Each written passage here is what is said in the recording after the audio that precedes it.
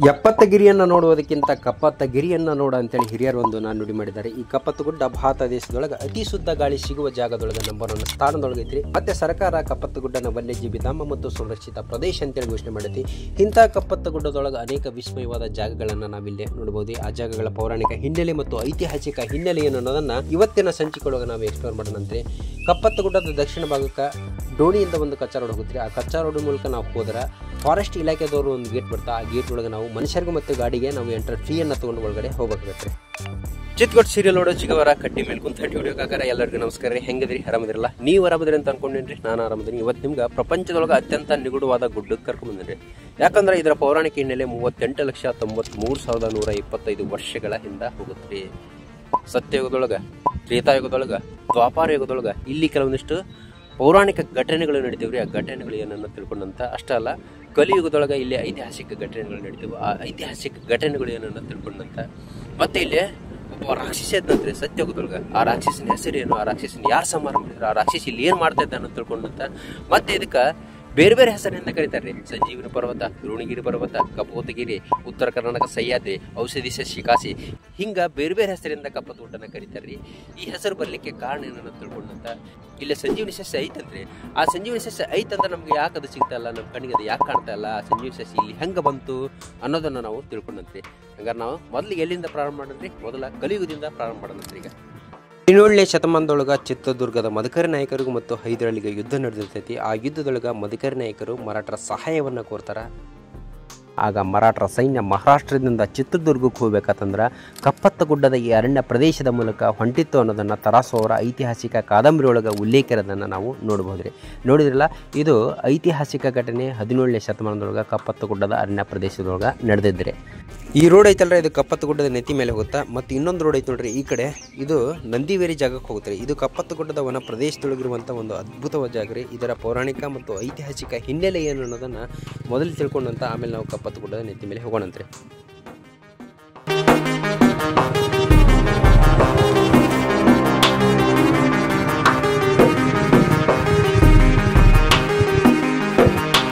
ನಂದಿವೇರಿ ಅಂತೇಳಿ ಕರೀತಾರೆ ಈ ಜಾಗಕ್ಕೆ. ಯಾಕೆ ಇದಕ್ಕೆ ನಂದಿವೇರಿ ಅಂತೇಳಿ ಕರೀತಾರೆ, ಏನಿದರ ಮಹತ್ವ, ಏನಿದರ ವಿಶೇಷತೆ ಅನ್ನೋದನ್ನು ನಾನು ನಿಮ್ಗೆ ಹೇಳ್ತೇನೆ. ಅಂದ್ರೆ ಇಲ್ಲಿ ಏನೇನು ಪೌರಾಣಿಕ ಘಟನೆಗಳು ನಡೆದವು, ಐತಿಹಾಸಿಕ ಘಟನೆಗಳು ನಡೆದವು ಅನ್ನೋದನ್ನು ಮೊದಲು ತಿಳ್ಕೊಂಡಂತ ಆಮೇಲೆ ನಾವು ಮಠ ನೋಡೋಣಂದ್ರೆ.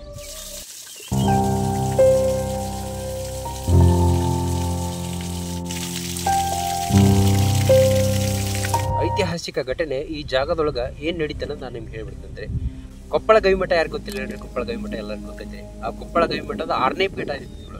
ಪರಮ ಪೂಜ್ಯ ಶಿವಲಿಂಗ ಮಹಾಶಿವಯೋಗಿಗಳು ಅಂತೇಳಿ ಅವರು ಈ ಜಾಗಕ್ಕೆ ಬರ್ತಾರೆ. ಯಾವಾಗ? 15ನೇ ಶತಮಾನದೊಳಗೆ. ಅವರು 15ನೇ ಶತಮಾನದೊಳಗೆ ಕೊಪ್ಪಳದ ಪೀಠಾಧಿಪತಿಗಳು ಇರ್ತಾರೆ ಮಠದ. ಅವ್ರಿಗಾಗಿ ಲೋಕ ಸಂಚಾರ ಮಾಡ್ಬೇಕಂತ ಅನ್ಸುತ್ತೆ. ಹಾಗಾಗಿ ಅವರು ತಮ್ಮ ಶಿಷ್ಯರಿರ್ತಾರೆ. ಒಬ್ರು ಪರಮ ಪೂಜ್ಯ ಪುಟ್ಟ ಸುಚನ್ನವೀರ ಮಹಾಸ್ವಾಮಿಗಳಂತೇಳಿ ಅವ್ರನ್ನ ಕೊಪ್ಪಳದ ಪೀಠಾಧಿಪತಿಗಳನ್ನಾಗಿ ಮಾಡಿ ಗವಿಮಠಕ್ಕೆ ಅವ್ರು ಲೋಕ ಸಂಚಾರ ಮಾಡ್ತಾ ಹಿರೇವಡ್ಡಟ್ಟಿಗೆ ಬರ್ತಾರೆ. ಹಿರೇವಡ್ಡಟ್ಟಿಯಿಂದ ಡಂಬಳಕ್ಕೆ ಬರ್ತಾರೆ, ಡಂಬದಿಂದ ಡೋಣಿಗೆ ಬರ್ತಾರೆ, ಆಮೇಲೆ ಕಪ್ಪತ್ತಗುಡ್ಡದ ವನ ಪ್ರದೇಶಕ್ಕೆ ಬರ್ತಾರೆ. ಇಲ್ಲಿ ಸುತ್ತಮುತ್ತಲಿನ ಪರಿಸರ ನೋಡಿ ಅವರಿಗೆ ಬಿಟ್ಟು ಹೋಗಕ್ಕೆ ಮನಸ್ಸು ಬರಂಗಿಲ್ಲ. ಹಾಗಾಗಿ ಅವರು ಈ ಪ್ರದೇಶದೊಳಗೆ ಲಿಂಗ ಪೂಜಾ ಅನುಷ್ಠಾನ ಕೈಗೊಳ್ತಾರೆ. ಇದೇ ಪ್ರದೇಶದೊಳಗೆ ಇರ್ತಾರೆ. ಆಗ ಈ ಸುತ್ತಮುತ್ತಲಿನ ಭಕ್ತಾದಿಗಳು ಅವ್ರಿಗೆ ಇಲ್ಲೊಂದು ಮಠ ಸ್ಥಾಪನೆ ಮಾಡ್ಕೊಡ್ತಾರೆ. ಆ ಮಠ ಬೇರೆ ಅದಲ್ಲ, ಅದ ನಂದಿವೇರಿ ಸಂಸ್ಥಾನ ಮಠ. ಇದಕ್ಕೆ ಕೊಪ್ಪಳದ ಶಾಖಾ ಮಠ ಅಂದ್ರೆ ತಪ್ಪಾಗಲಿಕ್ಕಿಲ್ಲ. ಅವ್ರು ಇಲ್ಲೇ ಲಿಂಗ ಪೂಜೆ ಅನುಷ್ಠಾನ ಕೈಗೊಳ್ತಾ ಇಲ್ಲೇ ಲಿಂಗೈಕ್ಯರಾಗ್ತಾರೆ. ಪರಮ ಪೂಜ್ಯ ಶಿವಲಿಂಗ ಮಹಾಶಿವಗಳ ಗದ್ದಿಗೆ ಒಳಗೈತಿ. ಅದರ ಗದ್ದಿಗೆ ನಿಮ್ಗೆ ತೋರಿಸ್ತೇನಂತ. ಅದಕ್ಕೆ ಮೊದಲು ನಾವು ಈ ಜಾಗದ ಪೌರಾಣಿಕ ಹಿನ್ನೆಲೆ ಏನನ್ನೋದನ್ನ ನೋಡಿಬಿಡೋಣಂತೆ. ಯಾಕೆ ಈ ಜಾಗಕ್ಕೆ ನಂದಿವೇರಿ ಅಂತೇಳಿ ಹೆಸರು ಬಂತು ಮತ್ತು ಈ ಗುಡ್ಡಕ್ಕೆ ದ್ರೋಣಗಿರಿ ಅಂತೇಳಿ ಹೆಸರು ಬಂತು ಅನ್ನೋದನ್ನ ನಾವು ತಿಳ್ಕೊಬೇಕಂತಂದ್ರೆ, ಮಹಾಭಾರತ ಕಾಲಕ್ಕೆ 5,000 ವರ್ಷಗಳ ಹಿಂದೆ ನಾವು ಹೋಗ್ಬೇಕಾಗುತ್ತೆ ದ್ವಾಪಾರ ಯುಗಕ್ಕೆ. ಹಂಗಾರ ನಾವೀಗ ದ್ವಾಪಾರ ಯುಗಕ್ಕೆ ಹೋಗೋಣಂತ್ರಿ. ದ್ವಾಪಾರ ಯುಗದೊಳಗೆ ಈ ಭಾಗದೊಳಗೆ ದ್ರೋಣಾಚಾರ್ಯ ಇತ್ತು. ದ್ರೋಣಾಚಾರ್ಯ ಇದ್ದಿದ್ರಿಂದ ಈ ಗುಡ್ಡಕ್ಕೆ ದ್ರೋಣಗಿರಿ ಅಂತೇಳಿ ಹೆಸರು ಬಂತು. ಮತ್ತು ಮಗ್ಳೂರಿಗೆ ದ್ರೋಣಗಿರಿ ಊರು ಅಂತೇಳಿ ಹೆಸರು ಬಂತು ಅಂತೇಳಿ ಜನಪದ ಕಥೆ ಈ ಭಾಗದೊಳಗೆ ಪ್ರಚಲಿತದೊಳಗೆ ಐತ್ರಿ. ಇದು ಒಂದ್ರಿ. ಮತ್ತು ಎರಡನೇದ್ರಿ, ಇದಕ್ಕೆ ಯಾಕೆ ನಂದಿವೇರಿ ಅಂತೇಳಿ ಹೆಸರು ಬಂತು? ದ್ರೋಣಾಚಾರ್ಯರು ಮತ್ತು ಕೃಪೆ ಇಬ್ಬರು ಗಂಡ ಹೆಂಡತಿ, ಅವ್ರಿಗೆ ಮಕ್ಕಳು ಇರಂಗಿಲ್ಲ. ಅವರು ಸಂತಾನ ಭಾಗ್ಯ ಪಡಿಬೇಕಂತೇಳಿ ಶಿವನನ್ನ ಕುರಿತು ದೀರ್ಘವಾದ ತಪಸ್ಸು ಈ ಭಾಗದೊಳಗೆ ಮಾಡ್ತಾರೆ. ಅವಾಗ ಶಿವ ಅವ್ರ ತಪಸ್ಸಿಗೆ ಒಲದು ಉತ್ತರ ಭಾರತದ ಕೈಲಾಸ ಪರ್ವತದಿಂದ ನಂದಿವೇರಿ ಅವನು ಬರ್ತಾನೆ. ಶಿವ ನಂದಿಯ ನೇರ್ ಬಂದಿದ್ರಿಂದ ಈ ಜಾಗಕ್ಕೆ ನಂದಿವೇರಿ ಅಂತೇಳಿ ಹೆಸರು ಬಂತಂತೇಳಿ ಅದು ಒಂದು ಜನಪದ ಕಥೆ ಈ ಭಾಗದೊಳಗೆ ಪ್ರಚಲಿತದೊಳಗೆ ಐತ್ರಿ. ಹಿಂಗ ಈ ಜಾಗಕ್ಕೆ ನಂದಿವೇರಿ ಅಂತೇಳಿ ಹೆಸರು ಬಂತ್ರಿ. ಶಿವ ನಂದಿಯನ್ನೇರೇನು ಬಂದಿರ್ತಾನಲ್ಲ, ಆಗ ದ್ರೋಣಾಚಾರ್ಯರು ಮತ್ತು ಕೃಪಿ ಶಿವನ ಹತ್ರ ನಿನ್ನಂತೆ ಪರಾಕ್ರಮಿ ಮತ್ತು ತೇಜಸ್ಸನ್ನುಳ್ಳ ಮಗುವನ್ನು ನಮಗೆ ಕರುಣಿಸಂತೇಳಿ ಹೇಳ್ತಾರೆ. ಆಗ ಶಿವ ತಥಾಸ್ತು ಅಂತ ಹೇಳ್ತಾನೆ. ಆಮೇಲೆ ಅಶ್ವತ್ಥಾಮ ಕೃಪಿ ಮತ್ತು ದ್ರೋಣಾಚಾರ್ಯರಿಗೆ ಈ ಭಾಗದೊಳಗೆ ಜನಿಸ್ತಾನೆ ರೀ. ಶಿವನ ನಂದಿ ಏನು ಬಂದಿರ್ತೈತಲ್ಲ, ಆ ನಂದಿ ಸ್ವಲ್ಪ ಹೊತ್ತು ಈ ಜಾಗದೊಳಗೆ ವಿಶ್ರಾಮ ಮಾಡತ್ರಿ. ಆ ಜಾಗದೊಳಗೆ ನಂತರದಿಂದೊಳಗೆ ಜನ ಅಲ್ಲಿ ಬಸವಣ್ಣನ ಮೂರ್ತಿ ಪ್ರತಿಷ್ಠಾಪನೆಯನ್ನು ಮಾಡಿ ಪೂಜೆ ಮಾಡಲಿಕ್ಕೆ ಪ್ರಾರಂಭ ಮಾಡ್ತಾರೆ. ಆ ಬಸವಣ್ಣನ ಈ ಮಠದ ಕರ್ತು ದೇವರು ಈ ಮಠದೊಳಗೆ ಐತ್ರಿ, ಅದನ್ನು ನಿಮ್ಗೆ ತೋರಿಸ್ತೀನಂತೆ. ನೋಡಿದಿರಲ್ಲ ದ್ವಾಪಾರಯುಗದ ಪೌರಾಣಿಕ ಹಿನ್ನೆಲೆ ಹೆಂಗಿತ್ತು ಅಂತೇಳಿ. ಅಲ್ಲಿ ನೋಡಿ ಹಿಂದೆ ಕಾಣತ್ತಲ್ಲ, ಅದ ಕಪ್ಪತ್ ಗುಡ್ಡ. ಆ ಕಪ್ಪತ್ ಗುಡ್ಡದ ಮ್ಯಾಲೆ ಹೋಗೋಣಂತ್ರಿ, ದಕ್ಷಿಣ ಭಾಗಿದೆ. ಅಲ್ಲಿ ಕಾಣದ ನವಣಿ ರಾಶಿ, ಆ ನವಣಿ ರಾಶಿ ಕರ್ಕೊಂಡು ಹೋಗ್ತೀನಂತ. ಇಲ್ಲಿಂದ ಕಪ್ಪತ್ ಗುಡ್ಡಕ್ಕೆ ಹೋಗ್ಬಂದು ನಾವು ನಂದಿವೀರ ಮೂಲಕ ಏನಪ್ಪ ಅಂದ್ರೆ ಕಾಲ್ದಾರಿ ಐತಿಲ್ಲ, ಅದರ ಕಾಲ್ದಾರಿ ಒಳಗೆ ಗಾಡಿ ಹೋಗಿಲ್ಲ. ನಾನು ಗಾಡಿ ತಂದೀನಿ, ಗಾಡಿಯಲ್ಲಿ ಹೋಗೋವಲ್ಲ, ಆ ದಾರಿ ಮೂಲಕ ನಾನು ನಿಮ್ಗೆ ನವಣಿ ರಾಶಿ ಕರ್ಕೊಂಡು ಹೋಗ್ತೀನಂತ. ನವಣಿ ರಾಶಿಯಿಂದ ನಾವು ಗಾಳ್ಗುಂಡಿ ಬಸವಣ್ಣಗೆ ಹೋಗ್ಬೋದು. ಅಲ್ಲಿ ಮೇಲೆ ಅಲ್ಲಿ ಜೋರಾಗಿ ಗಾಳಿ ಬೀಸ್ತಿರ್ತೈತಿ. ಇನ್ನು ಮತ್ತೆ ಈ ಗುಡ್ಡಕ್ಕೆ ಸಂಜೀವಿನಿ ಪರ್ವತ ಅಂತ ಯಾಕೆ ಹೆಸರು ಬಂತು, ಮತ್ತು ಈ ಗುಡ್ಡದಾಗ ಒಬ್ಬ ರಾಕ್ಷಸ ಇದ್ನಲ್ಲ, ಆ ರಾಕ್ಷಸನ ಕಥೆ ಏನು, ಅದನ್ನೆಲ್ಲ ನಾನು ನಿಮ್ಗೆ ಆ ನವಣಿ ರಾಶಿ ಮೇಲೆ ಹೋಗಿ ಹೇಳ್ತೀನಂತ್ರಿ. ಈಗ ಹಾಗಾದ್ರೆ ನಾವೀಗ ಈ ಮಠದೊಳಗೆ ಏನೇನು ಐತೆ ಅನ್ನೋದನ್ನು ನೋಡ್ಕೊಂಡು ಹೋಗ್ಬಿಡೋಣಂತ್ರಿ. ಈಗ ನಾವು ನಂದಿವೇರಿ ಸಂಸ್ಥಾನ ಮಠದೊಳಗೆ ಪ್ರವೇಶ ಮಾಡೀವ್ರಿ. ಈ ಮಠದೊಳಗೆ 2 ದೇಗುಲ ಅದಾವ ರೀ. ಮೊದಲನೇ ದೇಗುಲ ಯಾವುದನ್ನು ತೋರಿಸ್ತೀನಿ ನಿಮ್ಗೆ. ಅಂದ್ರೆ ಇಲ್ಲೇ ಈ ಗರ್ಭಗುಡಿ ಒಳಗೆ ಬಸವಣ್ಣದಂತೆ, ಇದು ಬಸವಣ್ಣನ ದೇಗುಲ. ಇಲ್ಲಿ 2 ಬಸವಣ್ಣ ಅದಾವ ನೋಡ್ರಿ, ಹೊರಗೆ ಎಷ್ಟು ಚಂದ ಅದಾವೆ, ಕಲರ್ಫುಲ್ ಅದಾವೆ. ಮತ್ತು ಇಲ್ಲೇ ಒಳಗಲು ಬಸವಣ್ಣನ ತೋರಿಸ್ತೀನಿ ನಿಮಗೆ. ನಂದಿಯನ್ನೇರಿ ಶಿವ ಬಂದಿರ್ತಾನಲ್ಲ, ಆ ನಂದಿ ಇಲ್ಲಿ ವಿಶ್ರಾಮ ಮಾಡಿರ್ತೈತೆ. ಜನ ಆ ನಂದಿಯನ್ನು ವಿಶ್ರಾಮ ಮಾಡಿರ್ತೈತಲ್ಲ, ಅದ್ರ ಗುರು ಆಗಿಲ್ಲೇ ನಂದಿ ಮೂರ್ತಿಯನ್ನು ಪ್ರತಿಷ್ಠಾಪನೆ ಮಾಡಿ ಆವಾಗಲಿಂದ ಇಲ್ಲೇ ಪೂಜೆ ಮಾಡ್ಕೊಂಡು ಬರ್ತಾ ಇದ್ದಾರೆ. ಈ ಮಠದ ಕರ್ತು ದೇವರೇ ಇದೆ. ಈ ಮಠದೊಳಗೆ ಹೇಳಿದ್ನೆಲ್ಲ ನಿಮ್ಗೆ, ಪರಮ ಪೂಜ್ಯ ಶಿವಲಿಂಗ ಮಹಾಶಿವಯೋಗಿಗಳ ಗದ್ದಿಗೆ ಐತೆ ಅಂತೇಳಿ. ಇವರು ಕೊಪ್ಪಳದ 6ನೇ ಪೀಠಾಧಿಪತಿಗಳು. ಇಲ್ಲಿ ಬಂದು ಅವರು ಲಿಂಗೈಕ್ಯರಾಗ್ತಾರೆ.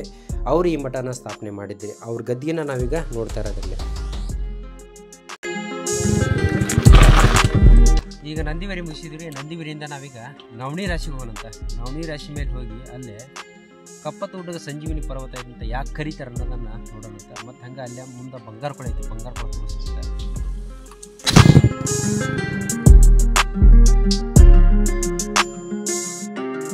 ನಾನೀಗ ಕಪ್ಪತ್ ಗುಡ್ಡದ ನವಣಿ ರಾಶಿ ಗುಡ್ಡದ ಮೇಲೆ ಇದ್ರೆ, ಇದ್ರ ಮುಂದೆ ಬಂಗಾರ ಕೊಳ ಐತಿ. ಕಪ್ಪತ್ ಗುಡ್ಡನ ಕಪೋತಗಿರಿ ಅಂತ ಯಾಕೆ ಕರೀತಾರೆ ಅನ್ನೋ ಹೇಳಿ.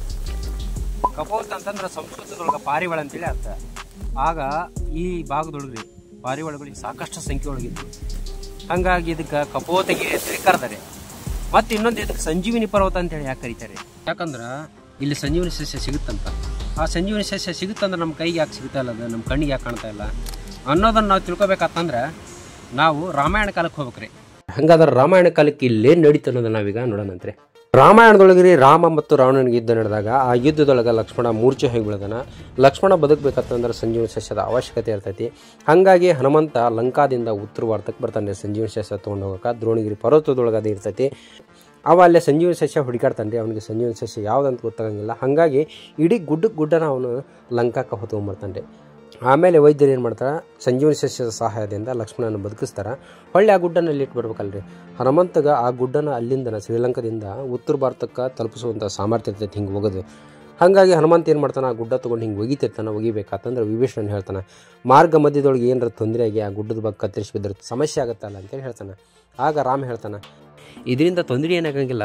ದಕ್ಷಿಣದಿಂದ ಉತ್ತರ ಭಾರತದವರೆಗೂ ಯಾರಿಗಾರು ಭವಿಷ್ಯದೊಳಗೆ ಸಂಜೀವನಿ ಸಸ್ಯದ ಅವಶ್ಯಕತೆ ಬಿದ್ದರೆ ಅವ್ರಿಗೆ ಸಹಾಯ ಆಗುತ್ತೆ. ಯಾಕಂತಂದ್ರೆ ಎಲ್ಲರೂ ಹನುಮಂತನಂಗೆ ಸಾಮರ್ಥ್ಯ ಹೊಂದಿರಂಗಿಲ್ಲ ಅಲ್ಲಿ ಹೋಗಿ ತರಬೇಕಂತಂದ್ರೆ ಅಂತೇಳಿ ರಾಮ ಹೇಳ್ತಾನೆ.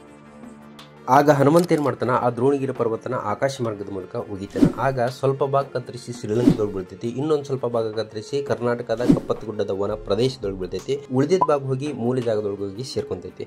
ಹಿಂಗೆ ಜನಪದ ಕತೆ ಈ ಭಾಗದೊಳಗೆ ಪ್ರಚಲಿತದೊಳಗಿರೋದನ್ನು ನಾವು ಕೇಳಬಹುದ್ರಿ. ಆದ್ರೆ ಇಷ್ಟೆಲ್ಲ ಆದಮೇಲೆ ಶಿವ ಒಂದು ಮಾತು ಹೇಳ್ತಾನೆ. ಏನು ಹೇಳ್ತಾನೆ ಅನ್ನೋದನ್ನು ನೀವೇ ಕೇಳಿ ಗೊತ್ತಾಗತ್ತೆ. संजीवनी को तो नहीं खोज पाएगा, परंतु इन पर्वतों की छोटी छोटी चोटियों में छिपी औषधियों का लाभ अवश्य उठा पाएगा. ನೋಡಿದ್ರಲ್ಲ ಶಿವ ಏನು ಹೇಳಿದೆ ಅಂತೇಳಿ. ಸಂಜೀವಿನಿ ಕೂತೋ ನಹಿ ಕೋಜ್ ಪಾಯೇಗ ಅಂದ್ರೆ ಸಂಜೀವಿನಿಯನ್ನು ಹುಡುಕಲಿಕ್ಕೆ ಸಾಧ್ಯ ಇಲ್ಲ. ಪರಂತು ಇನ್ ಪರ್ವತೋಂಕೆ ಚೋಟಿ ಚೋಟಿ ಚೋಟಿಯೊಮ್ಮೆ ಚಿಪಿ, ಆದ್ರೆ ಈ ಪರ್ವತದ ಶಿಖರಗಳಲ್ಲಿರುವಂತಹ ಔಷಧಿಯೋಂಕ ಲಾಭ ಅವಶ್ಯ ಊಟ ಪಾಯಗ ಅಂತೇಳಿ ಹೇಳ್ತಾನೆ. ಅಂದ್ರೆ ಔಷಧಿಗಳ ಲಾಭವನ್ನು ಅವಶ್ಯವಾಗಿ ಪಡಿಬಹುದು ಅಂತೇಳಿ ಹೇಳ್ತಾನೆ. ನೋಡಿದ್ರಲ್ಲ ಸಂಜೀವಿನಿ ಸಸ್ಯ ಎಲ್ಲೇ ಆದರೂ ಕೂಡ ಅದು ನಮ್ಮ ಕಣ್ಣಿಗೆ ಯಾಕೆ ಕಾಣ್ತಾ ಇಲ್ಲ ಅಂತೇಳಿ ನಿಮ್ಗೆ ಗೊತ್ತಾತಲ್ಲ. ಯಾಕಂದ್ರೆ ಅದು ಮಾಂತ್ರಿಕ ಸಸ್ಯ ಐತ್ರಿ, ಅದು ದೈವಿ ಪುರುಷರಿಗೆ ಮಾತ್ರ ಕಾಣುತ್ತೆ.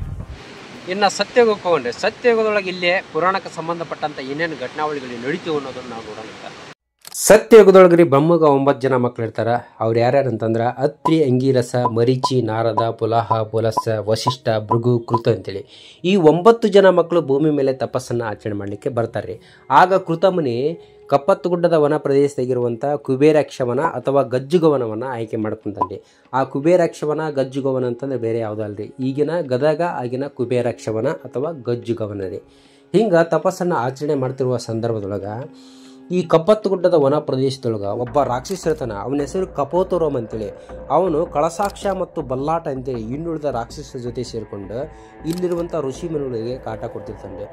ಆಗ ಕೃತಮುನಿ ಇವನ ಕಾಟದಿಂದ ನಾವು ಹೆಂಗಾರ ತಪ್ಪಿಸ್ಕೋಬೇಕಂತೇಳಿ ಯೋಚನೆ ಮಾಡಿದಾಗ ಅವನಿಗೆ ಗೊತ್ತಾಗತ್ತೆ ರೀ, ಅವನು ಕಪೋತರೋಮ ಶಿವನಿಂದ ಒಂದು ವರ ಪಡೆದಿರ್ತಾನೆ. ಏನಂತ, ಅವನಿಗೆ ಪ್ರಾಚೀನ ಋಷಿಗಳಿಂದ ಮಾತ್ರ ಮರಣ ಬರಲಿ ಅಂತೇಳಿ ಅವನು ಹೊರ ಬರ್ದಿರ್ತಾನೆ. ಹಂಗಾಗಿ ಕೃತಮುನಿ ಬದರಿಗೆ ಹೋಗ್ತಾನೆ. ಯಾಕಂತಂದ್ರೆ ಬದರಿ ಒಳಗ ನರ ಮತ್ತು ನಾರಾಯಣ ಅಂತೇಳಿ ಪ್ರಾಚೀನ ಋಷಿಗಳು ಇರ್ತಾರೆ. ಅವ್ರ ಹತ್ರ ಹೋಗಿ ಹಿಂಗ ಕಪೋತರೋಮನ ಹಾವಳಿ ಕಪ್ಪತ್ತಗುಡ್ಡದೊಳಗೆ ಜಾಸ್ತಿ ಆಗಿಬಿಟ್ಟೈತಿ, ನೀವು ಹೆಂಗಾರ ಮಾಡಿ ಬಂದು ಅವನ ಸಂಹಾರ ಮಾಡ್ಬೇಕಂತ ಕೇಳ್ಕೊಂಡಾಗ ನಾರಾಯಣ ಅವನ ಮಾತು ಒಪ್ಕೊಂಡು ಬರ್ತಿರ್ಬೇಕಂತಂದ್ರೆ ಅಹೋಬಲ ಅಂತೇಳಿ. ಅಹೋಬಲ ಅಂತಂದ್ರೆ ಬೇರೆ ಯಾವುದಲ್ರಿ, ಈಗಿನ ಹೊಂಬಳನ ಆಗಿನ ಅಹೋಬಲ. ಆ ಅಹೋಬಲದೊಳಗೆ ತನ್ನ ಯೋಗ ನಾರಾಯಣ ರೂಪವನ್ನು ತೊರೆದು ವೀರನಾರಾಯಣನಾಗಿ ಬಂದು ಈ ಕಪೋತರೋಮನನ್ನು ಸಂಹಾರ ಮಾಡ್ತಾನೆ. ಸಂಹಾರ ಮಾಡಿ ಗದಿನೊಳಗೆ ವೀರನಾರಾಯಣ ಅಲ್ಲೇ ನೆಲೆ ನಿಲ್ತಾನೆ. ಈ ಪುರಾಣ ಕಥೆ ಕೃತ ಪುರಾಣದೊಳಗೆ ಉಲ್ಲೇಖ ಇರೋದನ್ನು ನಾವು ನೋಡೋದಾದ್ರೆ ನೋಡಿದ್ರೆಲ್ಲ ಕಪ್ಪತ್ತಗುಡ್ಡದ ಪೌರಾಣಿಕ ಹಿನ್ನೆಲೆ ಯಾವ ರೀತಿ ಅಂತಂತೇಳಿ ಇನ್ನೇನು ಅಲ್ಲಿ ಕಾಣತ್ತಲ್ರಿ, ಆ ಕಪ್ಪತ್ತಗುಡ್ಡದ ನೆತ್ತಿ ಅಲ್ಲಿ ಹೋದ್ರೆ ನಾವು ಗಾಳಗುಂಡಿ ಬಸವಣ್ಣ ಹತ್ರ ಹೋಗ್ತೀವಿ. ಮತ್ತು ಈ ಕಡೆ ಏನು ಕಾಣುತ್ತಂದ್ರೆ ಬಂಗಾರ ಕೊಳ್ಳ ಐತಿ. ಮತ್ತು ಇಲ್ಲೇ ಮೇಲ್ಗಡೆ ಹತ್ತಿ ಕಾಲ್ದಾರಿ ಐತಿ, ಹತ್ತಿ ಹೋಗ್ರಿ. ಇಲ್ಲೇ ಕಾಲ್ದಾರಿ ಮೂಲಕ ಹತ್ತಿ ಹೋಗ್ಬೇಕಂತಂದ್ರೆ ನಾವಲ್ಲೇ ಪಾಣತಿ ಗುಡ್ಡ ನೋಡ್ತೀವಿ, ಮಣಕಾಲ ಮುರಿ ನೋಡ್ತೀವಿ ರೀ. ಕಾಲ್ದಾರಿ ಮೂಲಕ ಮಾತ್ರ ಹೋದ್ರಷ್ಟೇ ನಾವು ಅದನ್ನು ನೋಡ್ಲಿಕ್ಕೆ ಸಾಧ್ಯ ರೀ. ಮತ್ತು ಇನ್ನು ಮೇಲೆ ಹತ್ತಿ ನಾವು ಬಂದ್ರೆ ಇಲ್ಲೇ ಗಾಳಗುಂಡಿ ಬಸವಣ್ಣ ನೋಡ್ತೀವಿ. ಗಾಳಗುಂಡಿ ಬಸವಣ್ಣನ ಹತ್ರ ಗಾಳಿ ಜೋರಾಗಿ ಬೀಸ್ತಿರ್ತೈತಿ ಇಲ್ಲೇ. ಮತ್ತು ಇಲ್ಲಿ ಕಪ್ಪತ್ತಗುಡ್ಡದೊಳಗೆ 18 ಜಾತಿಯ ಸಸ್ತನಿಗಳದಾವ ಅಂತೇಳಿ ಶಾಖಾನು ಇನ್ಸ್ಟಿಟ್ಯೂಟ್ ಇದ್ರ ಬಗ್ಗೆ ವರದಿ ಮಾಡೈತ್ರಿ. ಇಲ್ಲೇ ಮತ್ತೆ ವ್ಯೂ ಪಾಯಿಂಟ್ ಐತ್ರಿ. ಇಲ್ಲೇ ಈ ವ್ಯೂ ಪಾಯಿಂಟ್ ಮೂಲಕ ಕಪ್ಪತ್ತಗುಡ್ಡದ ಸುತ್ತಮುತ್ತಲ ಜಾಗ ನಾವಿಲ್ಲೇ ನೋಡ್ಬೋದು ರೀ. ಕಪ್ಪತ್ತಗುಡ್ಡಕ್ಕೆ ಉತ್ತರ ಕರ್ನಾಟಕದ ಸಹ್ಯಾದ್ರಿ ಅಂತ ಕರೀತಾರೆ. ಯಾಕಂದ್ರೆ ಇದು ಮಳೆಗಾಲ ಟೈಮ್ನೊಳಗೆ ಆ ಸಹ್ಯಾದ್ರಿ ಬೆಟ್ಟ ಹೆಂಗೆ ಕಂಗೊಳಿಸುತ್ತಲ್ಲ ಹಂಗೆ ಕಂಗೊಳಿಸುತ್ತೆ. ಹಾಗಾಗಿ ಇದಕ್ಕೆ ಉತ್ತರ ಕರ್ನಾಟಕದ ಸಹ್ಯಾದ್ರಿ ಅಂತ ಕರೀತಾರೆ. ಮತ್ತು ಇದಕ್ಕೆ ಔಷಧಿ ಸಸ್ಯಗಳ ಕಾಶಿ ಅಂತ ಕರೀತಾರೆ. ಯಾಕಂದರೆ ಇಲ್ಲೇ 400 ಜಾತಿಯ ಔಷಧಿ ಸಸ್ಯಗಳು ಸಿಗ್ತಾವ್ರಿ. ಮತ್ತು ನೀವು ಇಲ್ಲೇ ಕಾಲಿಸಿದ್ದಪ್ಪನ ಬಡಿ ನೋಡ್ಬೋದು. ಮತ್ತು ಇಲ್ಲಿ ಕೆಳಗಡೆ ಇಳಿದು ಬಂದ್ರೆ ನಾವು ಮಲ್ಲನ ನೋಡ್ತೀವಿ. ಮಲ್ಲನ ದರ್ಶನ ಮಾಡ್ಕೊಂಬಿಟ್ರೆ ನಾವು ಮುಂದಿನ ಎಪಿಸೋಡ್ನಾಗ ನಿಮ್ಗೆ ಸಿಗ್ತೀನಿ. ನಂತರ ಎಲ್ಲರಿಗೂ ಧನ್ಯವಾದಗಳು ರೀ.